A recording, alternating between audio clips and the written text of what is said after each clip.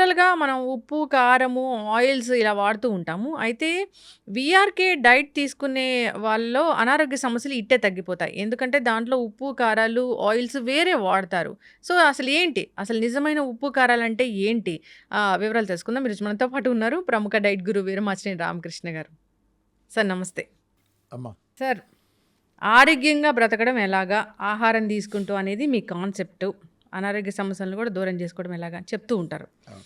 మీ మీ పోపుల డబ్బానే మీకు పెద్ద మెడికల్ షాపు. మీకు బయటికెళ్ళి మెడిసిన్స్ కొనాల్సిన పని లేదని కూడా చెప్తూ వాస్తవం ఉంటారు. అదే.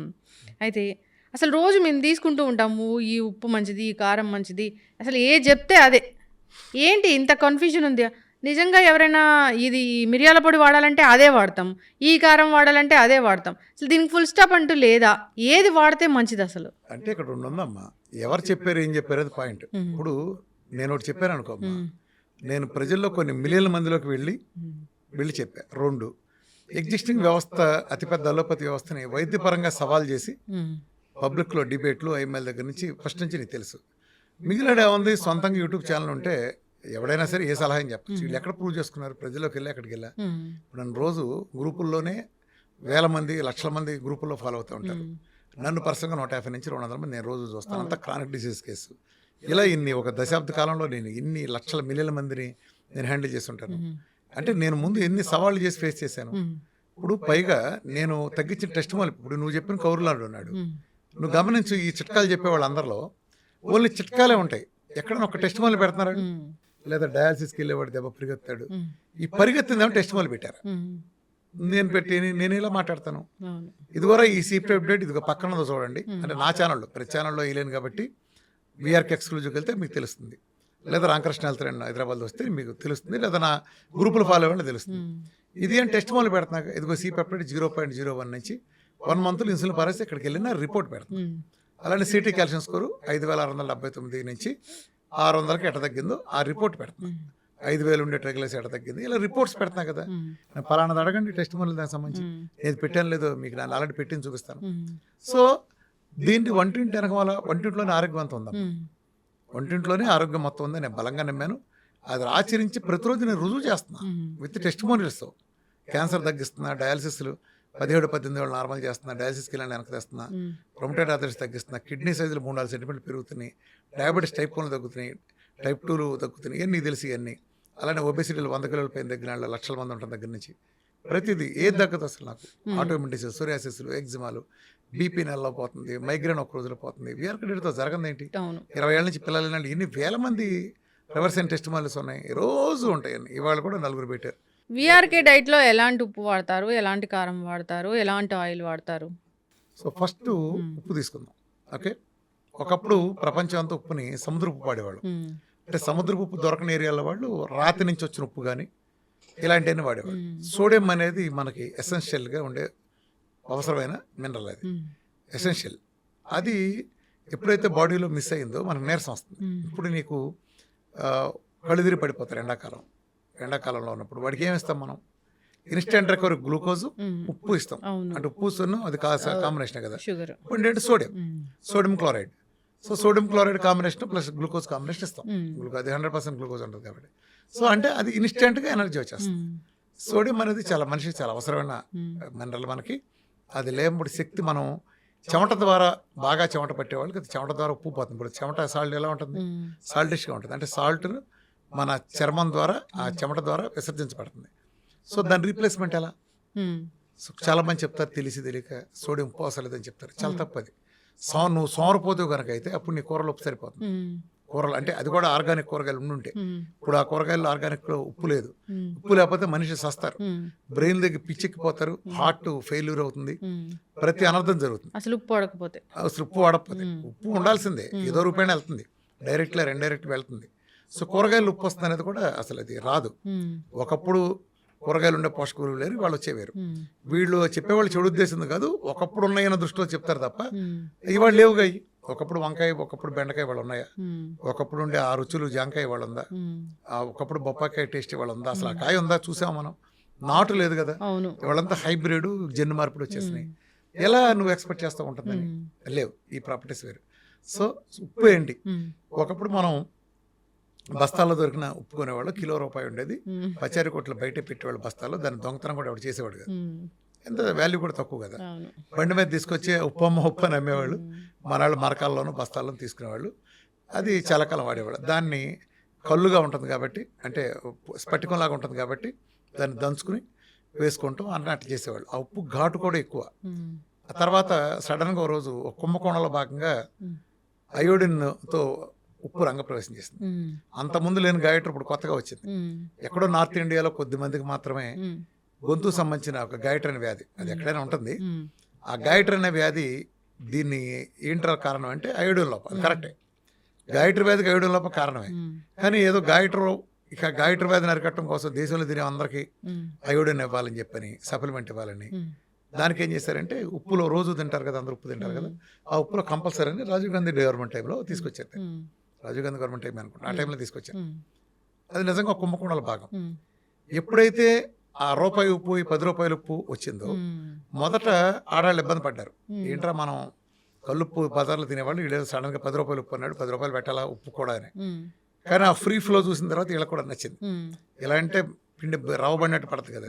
పాత ఉప్పులేమో ఇలా వేస్తే శుద్ధంలో ఉండి ఎస్టిమేషన్ ఎక్కువ తక్కువ తెలిసేది కాదు. ఆ కేవలం ఆ పొడిగా ఉండటం, ఆ రవ్వలాగా పడిపోవటం ఒక అడ్వాంటేజ్ కారణంగా చేశారంటే ఆడాళ్ళు కూడా ఈజీగా అట్రాక్ట్ అయ్యారు. ఇలా జల్లినే వెళ్ళిపోతుంది సింపుల్గా డబ్బాలు వేసి, ఇలా తొందరగా వెళ్ళిపోయింది. గమనించమ్మా, అప్పటి నుంచే మగాళ్ళలో బీపీలు విపరీతంగా పెరిగినాయి. ఎందుకంటే అది కెమికల్ ఉప్పు. ఆ ప్రాసెస్ చేయటమే కెమికల్ ప్రాసెస్తో చేస్తారు.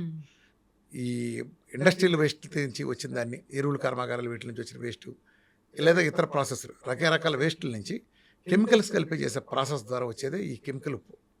వీళ్ళు కెమికల్ తీసి అయోడిన్ కలిపామని చెప్తారు. సముద్ర ఉప్పులో బ్యాన్ అంటారు. నిజానికి సముద్ర ఉప్పులో చాలా మంచి రిచ్ అయోడిన్ ఉంటుంది. వేల ఏళ్ళ నుంచి మనం తిని బతికింది సముద్ర ఉప్పే కదా. అందులో అయోడిన్ లేకపోతే అందరికి ఎప్పుడో గాయటలు రావాలి కదా. సో ఆ గాయటర్ కూడా ఎవడో ఒకటిద్దరికి ఉంటే దేశం మొత్తానికి దాన్ని రుద్దారు.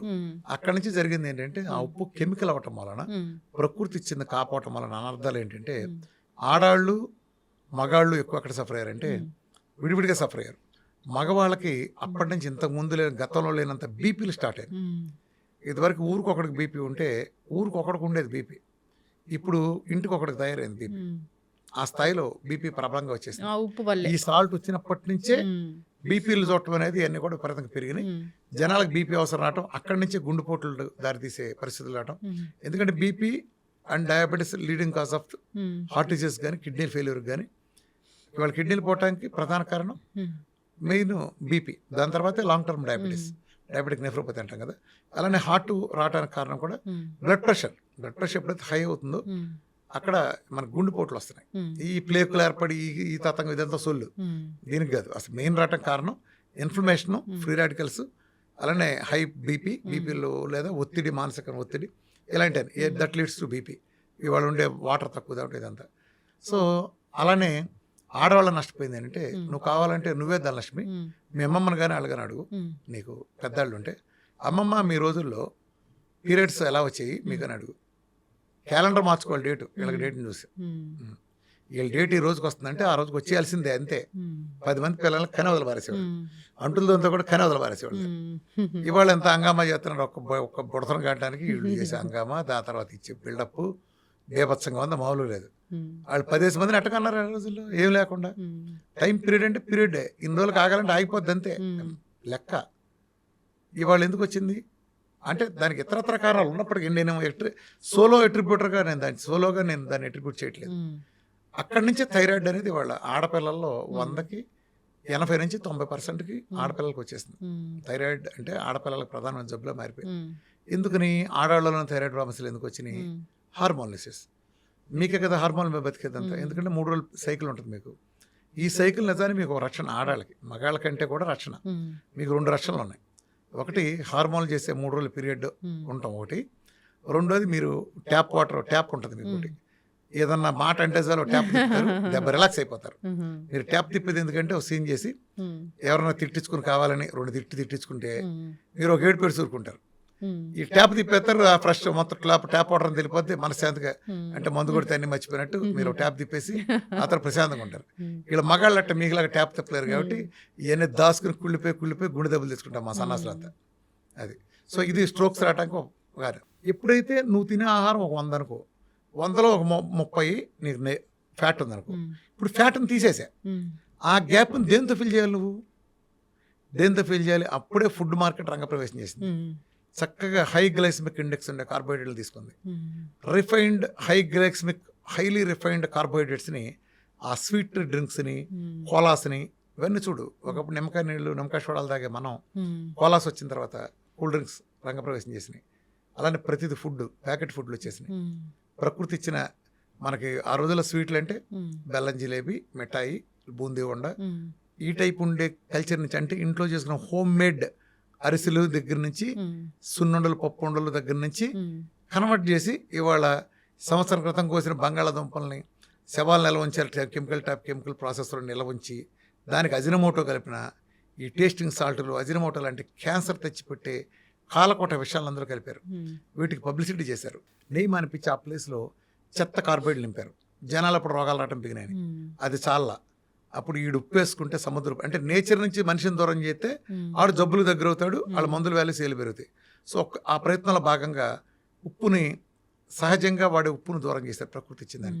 ప్రకృతి ఇచ్చిన సముద్రపు నీళ్ళని మడులు గట్టి ఎండలో పెట్టి, సూర్యుడనే ఎండనే దేవుడు దాన్ని ఎండబెట్టి మల్లాలన్నీ విసర్జించి చక్కగా ఒక స్ఫటికం లాగిస్తే ఆ స్ఫటికం నేచర్లో అద్భుతంగా పనిచేస్తుంది. ఇప్పుడు కొన్నిటి రెసిస్టెన్స్ కూడా తీసుకొస్తుంది. కొంతమంది తెలియకంటారు జబ్బుకు దూరం ఉందామని. మీరు ఎప్పుడైతే జబ్బులకి చిన్నప్పటి నుంచి భయపడి దూరంగా ఉంటారో ప్రతి జబ్బు మీ మీద పడుతుంది. ఎందుకని? మన అడ్డమైన తిరుగులు తిన్నా ఇంకోటి తెచ్చుకున్న దాంతో ఏమవుతుందంటే ఒక సహజమైన ఇమ్యూనిటీ వస్తుంది. ఆ ఇమ్యూనిటీ రేపొద్దున ఒక పెద్ద జబ్బు వచ్చినప్పుడు ఈ యాంటీబాడీస్ మనం కాపాడతాయి. ఇమ్యూనిటీ అనేది మెమరీలో ఉంటాయి, టీ సెల్ మెమరీలో, బి సెల్ మెమరీలో.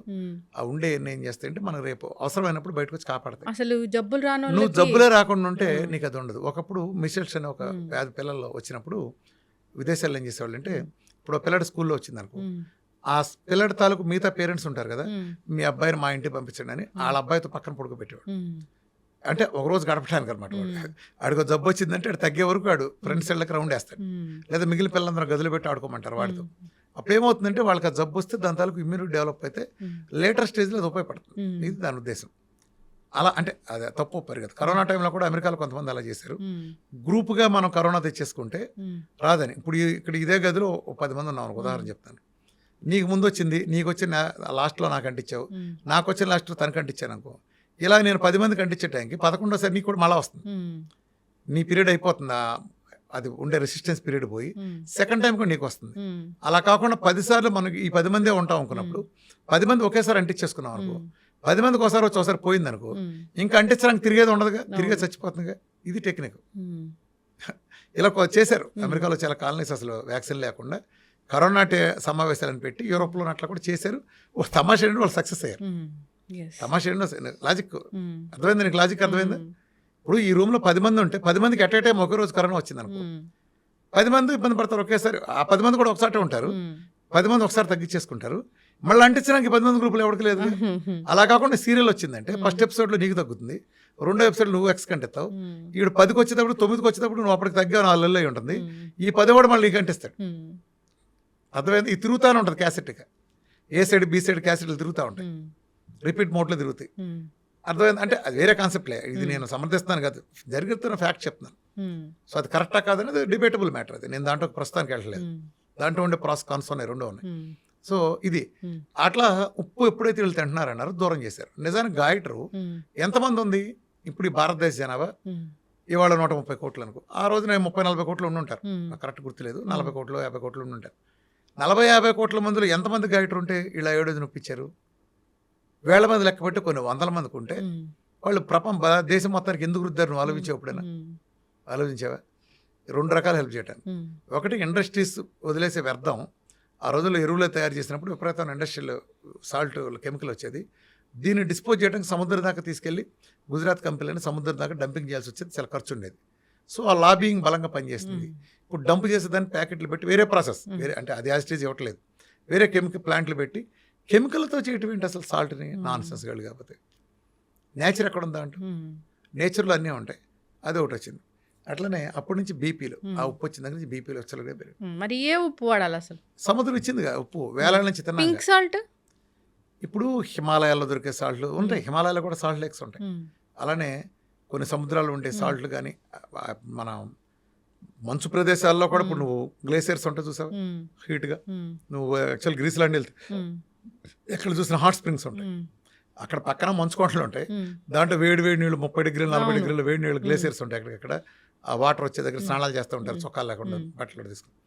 అంటే ఏంటి, ప్రకృతిలో రెండు ఉంటాయి, లేవని కాదు. ఇప్పుడు ఇక్కడ మార్కెట్లో దొరికేదంతా అంటే రకరకాల ఉప్పులు ఉన్నాయి.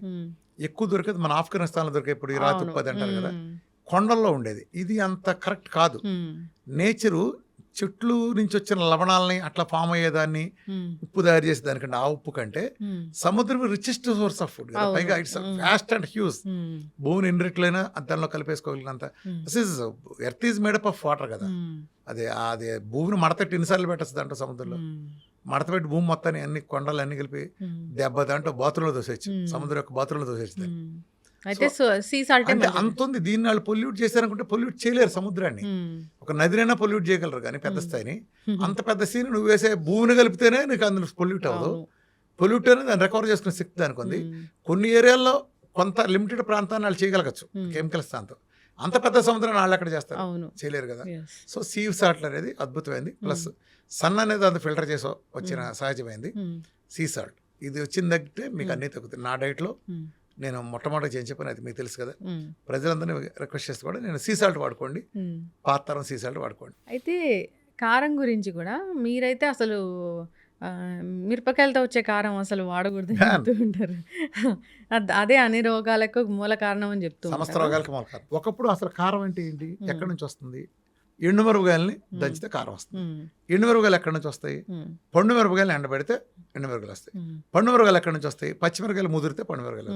అది ఎక్కడి నుంచి వస్తాయి? పచ్చిమిరపకాయ తోటల నుంచి వస్తాయి. ఓకే, ఎలా ఒక పింద ఇంత పువ్వు నుంచి పిందగా పరిణతి చెందిన సందర్భంలోంచి పురుగు మందులు కొట్టడం స్టార్ట్ చేస్తారు. ఫుల్ కొడతారు అసలు. అంటే ఎంత అంటే స్నానం చేసినట్టు కొడతారు. లేరుగా మామూలుగా ఏదో చిన్నగా ఇలా తుంపర్లు పడవు, స్నానం జరుగుతుంది అక్కడ. సో ఈ పింద మీద ఎంత పురుగు మందు పడుతుంది, ఇలా కింద పడిపోతుంది, డ్రాప్ కింద పడిపోతుంది. ఈ డ్రాప్ కింద పడిన తర్వాత పైన ఇంకొంచెం హాఫ్ డ్రాప్ ఇక్కడ ఉండిపోతుంది. ఎందుకంటే దీని ఓపిక లేక. ఇది ఎక్కడంత చెట్టు గాలిలో ఉంటుంది ఇక్కడ ఆవిరైపోతుంది. 2 రోజుల్లో మళ్ళీ కొడతాం, కొంచెం పెద్ద అవుతుంది. మళ్ళీ ఇక్కడ హాఫ్ డ్రాప్ మిగిలిపోతుంది. అంటే పోయిందంతా పోగా బలం లేక ఒక హాఫ్ డ్రాప్ మిగిలిపోతుంది కదా. పైన ఉండే తడంతా ఈ కాయ చుట్టూతో ఈ లేయర్ అలా ఉండిపోతుంది. దాని మీద ఇంకో లేరు, దాని మీద ఇంకో లేరు. అట్లా 2 రాష్ట్రాల్లో 37 లేయర్లు కొడితే కానీ, కనీసం 37 నుంచి 40 లేయర్లు కొడితే కానీ ఒక పచ్చిమిరకాయ పెద్దదే పొడిమిరకాయ అవ్వదు. 37 సార్లు పురుగు మంది మీద పురుగు మంది లేరుగా ఆరిపోయిన మిరపకాయల్ని ఒకప్పుడు ఎండటం అనే ప్రాసెస్ ఉండేది. పెద్ద కల్లంలాగా పోసి దాంట్లో ఎండబెట్టేవాళ్ళు. ఇప్పుడు ఎండు ప్రాసెస్ పోయింది, ఎత్తేసాం ఎండు ప్రాసెస్. అందుకే చూసావా, ఇప్పుడు ఆడాళ్ళు నువ్వు వంట చేస్తావు ఇంటి దగ్గర. ఒకప్పుడు చాలా కాలం క్రితం ఎండుమిరపకాయ అంటే ఇలా తీసి తాలింపులు వేసేవాడు ఆడాడు. ఇలా ఇరిస్తే ఇరిగిపోయేది. ఏది తాటాకి ఇరిగినట్టు ఇరిగిపోయి ముక్కలు అయిపోయేది. అలానే మనం ఎండుమిరపకాయల డబ్బా చూస్తే అడుగున ఇరిగిపోయిన మొక్కల ఫ్రిక్షన్, ఆ రాపిడికి ఇరిగిపోయిన మొక్కలు కింద చాలా అడుగును కనిపించాయి, కాయలే కాకుండా. ఇలా కొడితే ఇరిగిపోయేది. అంటే ఎండటంలో ఉండే ఇది సహజంగా. ఇప్పుడు ఏం చేశారు, ఇప్పుడు చూడు ఇలా నువ్వు పిండు ఇలా సాగిపోతుంది. చూసావా, నువ్వు పచ్చిమిరపకాయ ఇరుదు, నీ వల్ల వద్దా, కట్ చేయాలి, లేకపోతే బలంతా నా చాకు పెట్టి కట్ చేసి ఎట్టి చేయాలి. 2 మిరపకాయలకి ఎందుకు కర్మ? అసలు ఒడిలిపోతున్నాయేంటి, ఇరకాల్సిన చోట సాగుతున్నాయేంటి, ఏదో వచ్చింది కర్మ? ఎండు అనే ప్రాసెస్ ఎత్తేసాం. ఎప్పుడైతే టైం లేదు, బిజీ షెడ్యూల్, అన్ని ప్రాసెస్లు కట్ చేస్తాం. అటు నుంచి ఎండటంలో అద్భుతాలు జరుగుతాయి. దాంట్లో ఉండే మలినాలు పోతాయి, అన్నీ చాలా జరుగుతాయి. ఎండు అనేది లేదు కదా, లేకపోతే ఇప్పుడు డైరెక్ట్ వెళ్ళిపోయింది, గోడౌన్కి వెళ్ళింది. ఆ గోడౌన్ పిల్లులు ఎలుకలు వాటి కోసం ఇవన్నీ రకరకాల వాటి కాపరాలు 1, 2 మొత్తం దాంట్లోనే. అందులో నానో ముక్కు అక్కడి నుంచి హోల్సేల్ మార్కెట్కి వెళ్తాయి. నువ్వు మీ ఆయన హోల్సేల్ మార్కెట్ పంపించి ఆ ఎండుమిరపకాయలు కొనిపించి ఏదో ఆ పురుగు మందులు 37 ఏళ్ళతో నాయన ఆ ముక్కిపోయిన ఎండుమిరపకాయలు తెప్పించి దాన్ని నీళ్ళ ఎండుమిరపకాయల బ్రహ్మతో నువ్వు కారం మిల్లు పంపించి మీ ఆయన కళ్ళు ఎలా పెట్టుకుని దగ్గర ఉండి కూర్చొని చూసినంత మాత్రాన అది ఒరిజినల్ కారం అవుతుంది ఎలా అనుకున్నావు? 37 ఏళ్ళు కారం ఎక్కడ పురుగు మందులు ఎక్కడి నుంచి పోతాయి? అందుకే బ్యాన్, కారం తీసిపారేయండి. మీరు బాగుపడాలి, మీ పిల్లల ఆరోగ్యాలు బాగుపడాలంటే కారాన్ని ఎత్తి అవతల పారేయండి. ఇప్పుడు నీ పిల్లడికి నువ్వు 3 పూటలు ఏం పెడుతున్నావు ప్రేమతో? 37 లేర్లు కొట్టిన పురుగు మందుల కారాన్ని పెడుతున్నావు. నువ్వు వేసిన 3 సార్లు కారం వేస్తావుగా, 3 పూటలు వేస్తావు కదా. మీ ఆయన పెట్టేది, నువ్వు తినేది, మీ అమ్మ నాన్నకు మీ అత్తమ్మకు పెట్టేది అదే. 3 పూట్ల కాలకోట విషయాన్ని తీసుకొస్తే ఏం జరుగుతుంది? ఇదే జరుగుతుంది. అందుకే నేను నా డైట్లో కారం బ్యాన్, లైఫ్ లాంగ్ బ్యాన్. నీ కారం, నేను కారాన్ని వద్దంట్లా. ఒకవేళ నువ్వు అనొచ్చు నేను ఆర్గానిక్ వేసానండి, నాకు ఎకరం పొలం ఉంది, నేను ఆర్గానిక్ వేసుకున్నా. ఎందుకు పనిలేదు అది, అర్థమైందా? నీ ఎకరం పొలంలో నువ్వు ఆర్గానిక్ వేస్తే నీ చుట్టుపక్కల నీ జిల్లాలు మొత్తం టోటల్ పురుగు మందులు పడతాయంటే నీది వాళ్ళకంటే నీకే ఎక్కువ ఉంటుంది. వాళ్ళ భూమి నీది కాదు, గాలి నీది కాదు, ఆ స్థలం తాలూకు హద్దులే నీ. అడుగుండే భూగర్భ జలాలు ఏమైనా వాటా వేసుకుంటున్నావా? నీ ఏమైనా రూల్ ఉందా? పైనుంచే గాలి, ప్రయాణించే గాలి నీకు పక్క చేయలేక నీకు వచ్చేదంతా. నీకు ఆర్గానిక్ ఎలా అవుతావు? ఆర్గానిక్ అనే మాట అబద్ధం. ఆర్గానిక్ చేయాలంటే డిస్ట్రిక్ట్ యాజ్ ఎ హోల్ చేయాలి, లేదా ఒక హిల్లీ ఏరియా లాగా ఉత్తరాఖండ్ లేకపోతే మరి హిమాచల్ ప్రదేశ్ లాంటి చేసే చోట ఆర్గానిక్ ఉంటుంది. మరి కారం అవసరం లేదా? ఒకవేళ నీకు కారం కావాలంటే నువ్వు ఇంట్లో చెట్లు పెంచుకో. నీ డాబా ఉంటే నీ డాబా మీద పచ్చిమిరకాయ చెట్లకి కుండీలు పెట్టుకో చక్కగా. ఇది చాలా సింపుల్ పద్ధతి నేను చెప్పేది, చాలా సింపుల్. ఒక కుటుంబానికి కావాల్సింది పచ్చిమిరకాయ నారు అమ్ముతారు, మంచిది కొనుక్కోండి. నువ్వు చేసుకోవచ్చు. చిన్న ఇది పెట్టు, ఇంత కుండి, పెద్ద ఖరీదైన కుండి కూడా అసలు, దాని పెద్ద మొదలు కూడా అసలు ఇంత పెట్టు. కొద్దిగా పేడరు లాంటివో మేకరు లాంటివో ఇస్తారు న్యాచురల్గా. ఆ మట్టి వేసుకో, దానికి చక్కగా వేసేస్తారు కుండీని. పచ్చిమిరకాయ చెట్లు అందులో పెట్టు. అప్పుడప్పుడు కొద్దిగా నీళ్లు పోస్తూ ఉండు, చెట్లు పెద్దవి అవుతాయి, బాగా పెద్దవి అవుతాయి. నువ్వు ఎరువేసిన దాన్ని బట్టి. రోజు నువ్వు కూరగాయలు కట్ చేస్తావు కదా, కోడిగుడ్డు ఆమ్లెట్ పెట్టినప్పుడు లేకపోతే డొల్లలు ఉంటాయి కదా, అవన్నీ కలెక్ట్ చేయి. అవన్నీ దాంట్లో మంచి కాల్షియం. ఆ కూరగాయలు చాలు. ఆ కూరలన్నీ, ఆకుకూరలు కట్ చేస్తావు కదా, దుంపల పీలింగ్లు అన్నీ చేస్తావు కదా, ఇవన్నీ తీసి దాని కిందకి చెట్లకి ఎరువుగా వేస్తూ ఉండు. అప్పుడప్పుడు కొద్దిగా నీళ్ళు పోయి, ఒక గ్లాస్తో తీసుకుని నీళ్ళు పోయి చాలు. పోస్తే చెట్టు చక్కగా పెద్ద అవుతుంది. పచ్చిమిరకాయలు పెద్దవి. పండు మిరకాయల దగ్గర వెయిట్ చేయి. పండు మిరకాయలు కోసుకో, నువ్వే ఎండలో పెట్టుకో, దాన్ని కారం మిల్లు తీసుకెళ్ళి ఆడించుకో. నువ్వు పీకల దాకా తిను, అది ఔషధం. అంతే. ఇది రోగం, అర్థమైందా? అది ఔషధం, ఇంట్లో చేసుకుంది. ఇది రోగం. నువ్వు కారం తినద్దని నేను చెప్పట్లా, కారం ఇలాంటిది తినద్దని చెప్తున్నా, అర్థమైందా? సో ఇది పరిష్కారం.